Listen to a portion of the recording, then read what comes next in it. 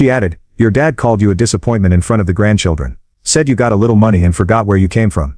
That hit home. I looked at her and asked, "Did anyone say anything?" She sighed. Rachel changed the subject. "Your mother poured another drink. That was about it." Then she looked me in the eye and said, "But I told them I was proud of you." That one was different too.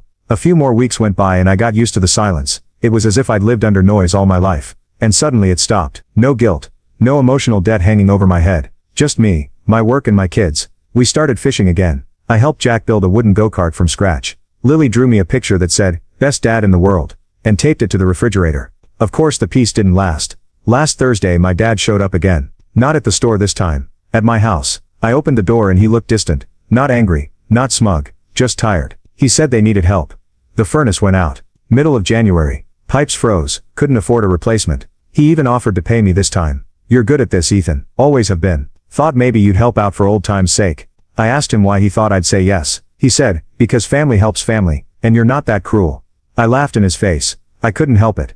"Cruel? You called me a dog in front of my children.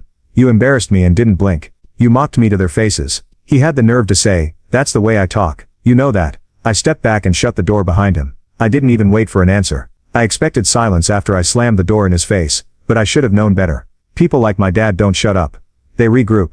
They reload. They come back louder. 2 days later, I was in the shop under a lifted Tacoma when Rachel called.